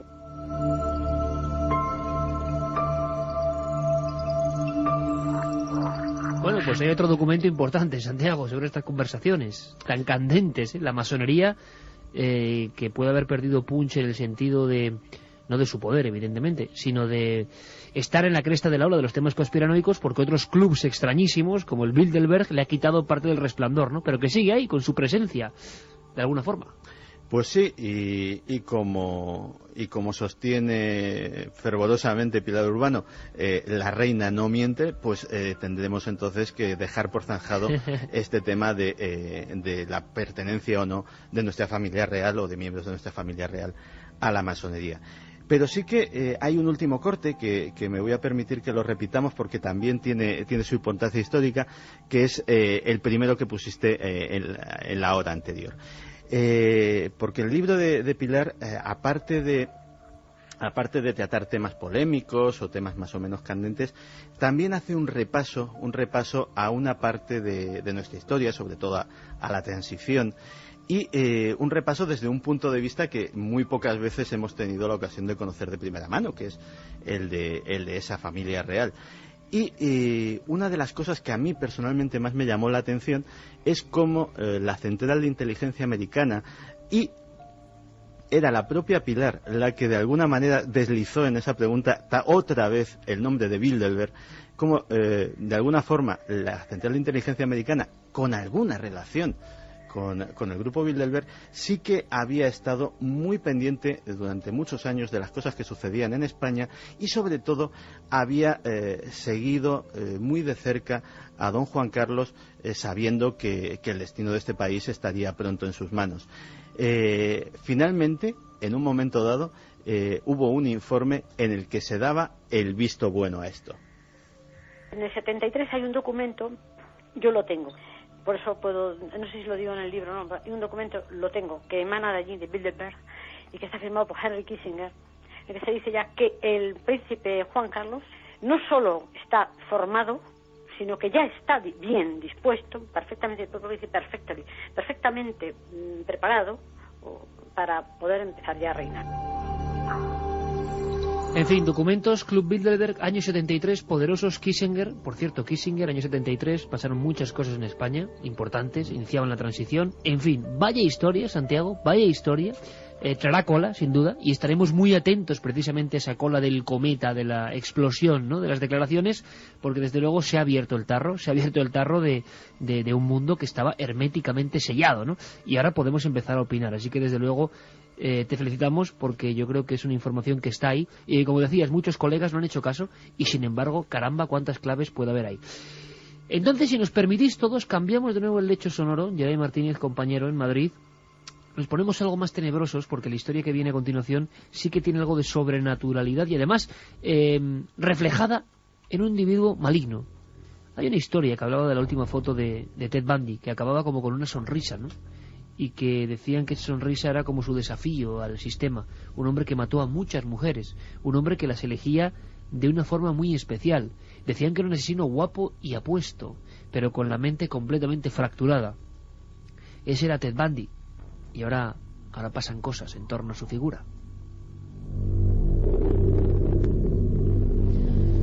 Pasan cosas, y que las noticias que llegan nos dicen que en la cárcel de Florida, donde él muere, justamente en la celda donde él había estado encarcelado, y también en la habitación donde es ejecutado a muerte por el asesinato, según dice el juicio, de más de 30 mujeres, aunque se cree que llegó a matar a 100, pues al parecer los funcionarios y otros reclusos han visto la figura de Ted Bundy apareciéndose y aseguran que es él, y que esa cruel sonrisa es la que les demuestra que Ted nunca se ha ido de la cárcel, que quiere llevar a cabo su venganza, una venganza por la que él no quería morir, y le costó mucho a los funcionarios, a esos policías, sacarle de su celda para llevarle a sentarse en la silla eléctrica. Si quieres, vamos a recordar quién era Ted Bundy. Ted Bundy nació en 1946, su madre era una chica de 22 años, de una familia muy religiosa. Quieren tapar ese embarazo y dicen que los abuelos son los padres, hasta que la madre se traslada a vivir a otra localidad, a Washington, cuando él tiene 4 años y ya le acoge como un hijo. Ella vuelve a tener otra relación y ese nuevo hombre en su vida le da el apellido Bundy. Sería su padrastro, tendría más hermanastros y era un niño en principio normal. Incluso cuando ya llegó a la universidad, tenía buenas notas, era bastante célebre. Modélico. Sí, era un hombre bastante guapo, tenía éxito con las chicas, pero se enamora tremendamente de una chica llamada Stephanie. Era morena, tenía el pelo larguito, llevaba siempre la raya en medio, de tez blanca. Y quedaros con esos datos, porque serán el patrón que elija para asesinar a las chicas. Stephanie, en un momento dado, no le gusta la personalidad que tiene Ted y empieza a despreciarle. No quiere ir ya con él hasta que rompe la relación. Entonces Ted Bundy se traslada de ciudad, pero vuelve a tener un reencuentro con ella, y es entonces cuando esa venganza ya empieza a hacerse patente. Deja de llamarla, ella ahora ve que ha cambiado de personalidad, ve que tiene un trabajo, ve que ayuda incluso a la policía con víctimas en proyectos, pero él le quiere dar su venganza y deja de llamarla y se vuelve a trasladar de ciudad. Y es entonces Iker, después de ese reencuentro con Stephanie, cuando comienza a matar. El primer asesinato lo hace colándose en el cuarto de una chica. Empezaba a ver en los vestuarios a las chicas desnudas. Al parecer tenía un gran deseo sexual, pero se conformaba en principio con mirarlas a través de un agujerillo, cómo se cambiaban en los vestuarios cuando volvían de gimnasia en la universidad, hasta que se adentra el 4 de enero de 1974 en la habitación de la primera de sus víctimas, a la que ahoga, a la que viola una vez muerta y a la que su cuerpo esparce pues por gran parte de la ciudad. Tenía solo 18 años Iker y muere de un terrible golpe en la cabeza, e incluso, fíjate, con una barra de metal que arranca de su propia cama, pues la agrede sexualmente por la vagina. Esa es la primera víctima mortal, Linda Healy, así se llamaba. A raíz de ahí, una tras otra, siempre con el mismo patrón. Chicas que tenían el pelo largo, la tez blanca, liso y la raya en medio. Y siempre con una cosa. Él hacía que tenía un brazo roto, que lo tenía escayolado. Pedía ayuda a esas chicas y las introducía en su coche y luego las llevaba, las asesinaba, las violaba una vez muertas y en muchos casos troceaba sus cuerpos. Por fin es encarcelado y Ted Bundy, al final, temeroso de lo que van a hacer con él, temeroso de esa pena de muerte a la que es condenado, hace un pacto con el FBI. Hay un asesino nuevo en serie y le dice que les dará su perfil si el FBI promete que no le van a ejecutar. Vamos a escuchar, Iker, lo que nos cuenta Vicente Garrido, que ha otro estudiado... perfilador, que es curioso. Efectivamente. El lado bueno de la ley, claro. Lo que nos cuenta Vicente Garrido de ese pacto que Ted Bundy hace con el FBI. Es el primer psicópata que da u ofrece su ayuda al FBI para capturar a otro asesino. Un asesino que es superior a él en número de víctimas, aunque no en fascinación. Se llamó el asesino del Río Verde y todavía está en la cárcel, capturado hace muy pocos años gracias a la tecnología del ADN y que mató a más de 40 mujeres, todas ellas prostitutas. Bundy, buscando prolongar su tiempo de vida, llama al FBI y les sugiere un pacto extraordinario. Si yo les ayudo a elaborar un perfil del asesino, ustedes hacen lo posible para que pueda continuar con vida. Él no lo plantea de esa manera tan clara, pero los perfiladores del FBI conocen que esa es su razón, puesto que su ejecución ya tenía fecha, y durante cientos de horas escuchan todo lo que tiene que decir. Ciertamente la ayuda de Bundy no resulta del todo eficaz, aunque con posterioridad, al descubrir quién es en verdad el asesino del Río Verde, vimos que algunas claves estaban ahí, en todo lo que Bundy pudo leer a través de los crímenes de otra persona, quizá con envidia una vez que él estaba preso y ya nunca más podría volver a matar.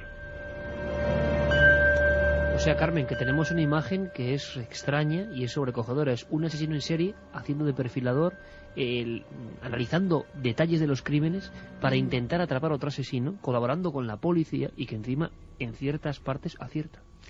Sí, además, como bien decía Vicente, es el primer asesino en serie, el primer psico-killer que pacta con el FBI para identificar a otro psico-killer. Es un personaje inteligente. Sus asesinatos cada vez iban a más. Le pillan por una tontería, por un mordisco. El mordisco lo comparan con su dentadura y ven que efectivamente se trata de la misma persona que ha asesinado a esa chica. Empiezan a tirar de la cuerda y salen mucho más. Se deja pruebas en el coche, las barras de hierro con las que ha golpeado los cráneos de varias de esas mujeres, también las matrículas de los coches que robaba para que no lo identificaran. Se cambia de ciudad en varias ocasiones, pero claro, al final la policía le pilla. En el juicio sus palabras son, la verdad, hirientes para las familias de las víctimas, porque hasta se reía cuando comentaba algunos de los asesinatos que había cometido. Creo que tenemos incluso la voz de Ted Bundy para escucharla si queréis. It's hard for me to believe that what I did is newsworthy, and my part in the campaign was so insignificant. I'm embarrassed that I should be getting this publicity from it. Really embarrassed. Esa risa socarrona, ¿verdad? Esa risa demoníaca y socarrona, pero lo cierto es que Ted Bundy acaba muerto en la silla eléctrica. Vicente Garrido hace un perfil perfecto de cómo era un tipo normal, y también nos comenta cómo fue su muerte. Le escuchamos. Ted Bundy es el asesino en serie de la época contemporánea. Sí, Jack el Destripador inicia la época moderna con el mundo anónimo de la gran ciudad industrial del Londres victoriano de finales del siglo XIX. Bundy es el que precede al desarrollo de la tecnología, a la invasión de los relatos de asesinos en serie en la sociedad de masas. Actúa en los años 70 y es el estereotipo del asesino en serie que luego se repetirá en muchas películas y novelas, con estudios universitarios, de buen carácter, inteligente, con buenas habilidades sociales, capaz de manipular y dar una imagen completamente diferente a los demonios interiores que le movían.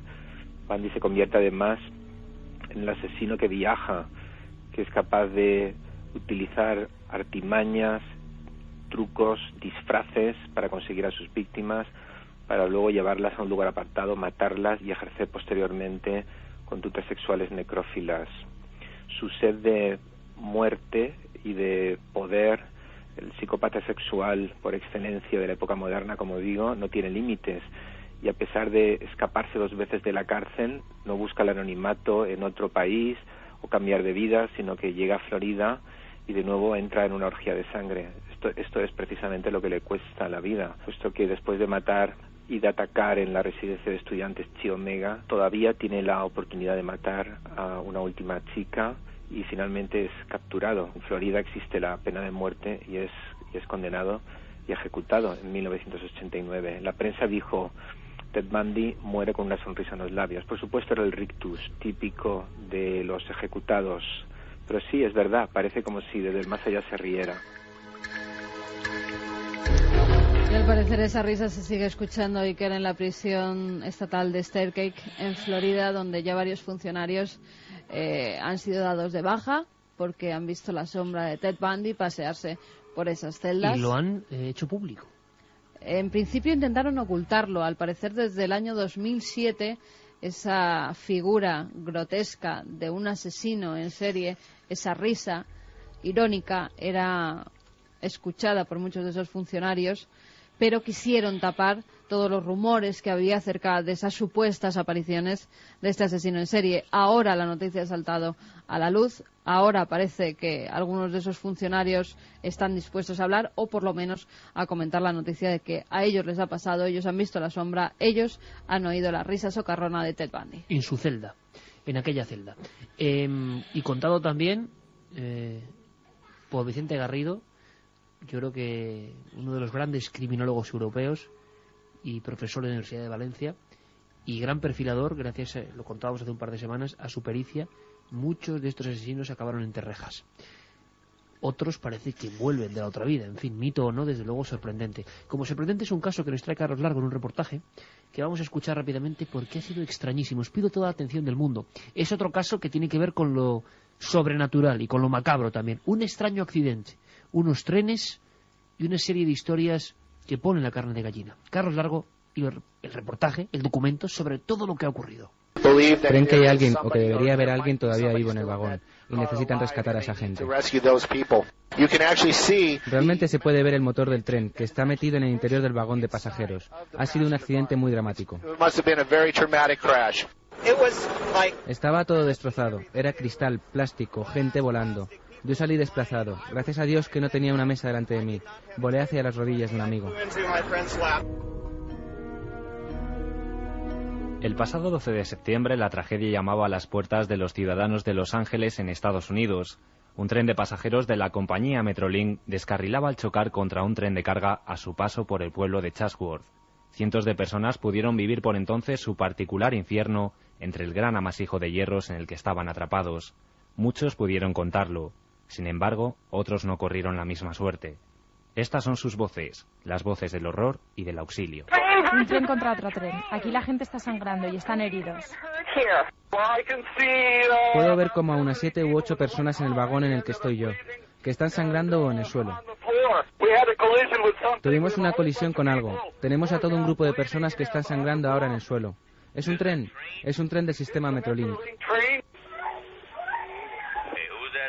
¿De quién es ese grito? Es de una persona que está en una silla de ruedas y que cayó por las escaleras. El último vagón está prácticamente destruido.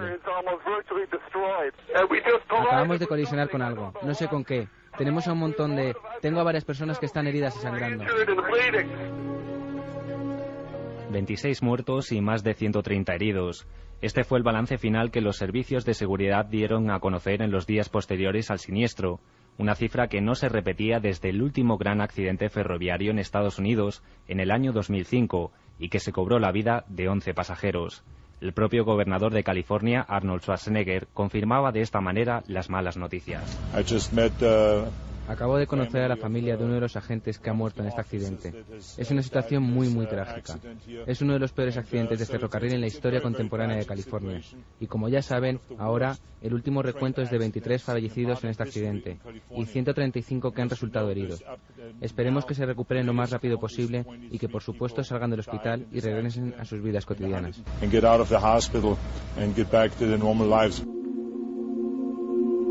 Familias enteras tuvieron que esperar durante horas a que los servicios de rescate les pudieran informar sobre el estado de salud de sus seres queridos. Y es que fueron muchas las historias personales que el propio accidente se llevó consigo. Una de ellas es la de Chuck Peck, un hombre de 49 años de edad que viajaba en el tren en ese momento, y cuyo paradero fue desconocido durante más de 2 horas. La prometida de Chuck, Andrea Katz, no puede olvidar cómo los bomberos y los servicios de rescate trataban de dar esperanzas a la familia, al no poseer ninguna información sobre dónde podía estar su novio. Esperaron durante muchas horas colgados del teléfono, con la ilusión de poder recibir una llamada que pudiera darles una buena noticia. Sin embargo, la buena noticia no llegó, pero sí la llamada. Una llamada sin voz, que se cortaba, desde el móvil de Chuck. Así lo recuerda la propia Andrea. Y me dijo, mi padre me acaba de llamar. Y yo le pregunté, ¿qué te contó? ¿Dónde está? ¿Está bien? No dijo nada. El móvil sonó y se podía ver. Papá. Estuvimos gritando al teléfono. Sé paciente, cariño. Te vamos a sacar. Vas a estar bien. Rápidamente la familia se puso en contacto con los investigadores de seguridad para tratar de esclarecer lo que estaba ocurriendo con su ser querido. Chuck podía estar vivo.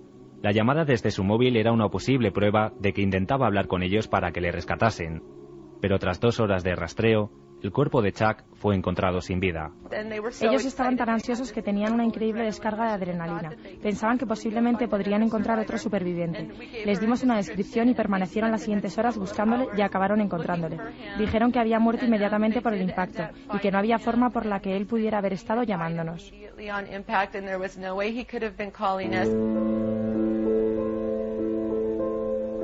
Los forenses dictaminaron que Chuck había fallecido desde el primer momento del impacto. Pero entonces, ¿quién realizó hasta 35 llamadas a sus familiares? ¿Quién trataba de ponerse en contacto con ellos? ¿Por qué dejaron de recibirlas cuando el cuerpo de Chuck fue encontrado? Preguntas que a día de hoy todavía siguen sin ser resueltas y que muy seguramente tardarán mucho tiempo en ser olvidadas. La parte intelectual de mi cerebro piensa, caramba, fue un fallo informático. Y la parte emocional, que era Chuck, haciéndonos saber que intuía que estábamos asustados por él y dándonos esperanzas. Murió instantáneamente y no sufrió. Cuando tú quieres a alguien, no podrías pedir una mejor forma para que dejasen esta vida. Simplemente felices y sin verlo venir.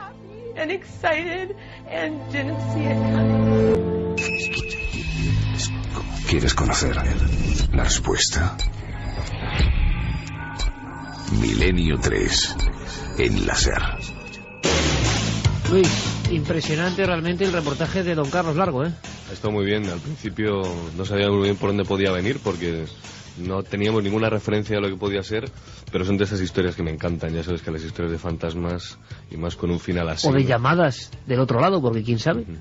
Bueno, no deja de ser, digamos, algo del mundo del otro lado, ¿no? Pero de verdad que hemos escuchado alguna historia parecida en España, ¿verdad, Carmen? Hablamos en alguna ocasión de llamadas, pero de verdad que nos ha puesto los pelos de punta. Nosotros salimos de la cueva y nos encontramos con lo que ha pasado con Pilar Urbano, con casos como estos, y uno dice que el mundo sigue rodando, desde luego, ahí arriba, y que hay historias que siguen reproduciendo viejos miedos, que parecen de la época del espiritismo, pero que cuando, como ha hecho Carlos Largo, le ponemos voces, testimonios, también con la voz de Fermín Agustí, madre mía, siguen llegando fuerte, porque estas cosas, querámoslo o no, de vez en cuando, una entre 1 billón, ocurren. Don Santiago Camacho. De verdad es que ha sido un placer esta noche que nos habéis dado con las cuevas. Oye, que muy solo allí, ¿no? Pues bueno, sí, con Geray, con Carlos y con Fermín, pero en lo que es el estudio con los micrófonos, con una extraña penumbra también, ¿no? Sí, una penumbra solitaria, esto sin vosotros no es nada. Ya, pero en la silla del piloto, ¿eh? Ah, bueno, privilegio de quedarse de guardia. Eso ya es una señal. Yo me lo estaba imaginando a la izquierda, ¿no? No, Santi es así. De todos modos, es el teniente, así que es la soledad del teniente también, ¿no? Bueno, chicos, un abrazo muy grande. Geray, Fermín, Carlos y Santi, un abrazo grandísimo. Mañana nos vemos en imagen. Un abrazo, compañero. Un abrazo, Luis, por supuesto. Álvaro, compañero, querido amigo, gracias por llevar esta noche la nave del misterio aquí desde Radio Santander. Hasta la próxima, compañeros, con muchas más historias y con muchas más, sobre todo, emociones. Milenio 3, Cadena SER.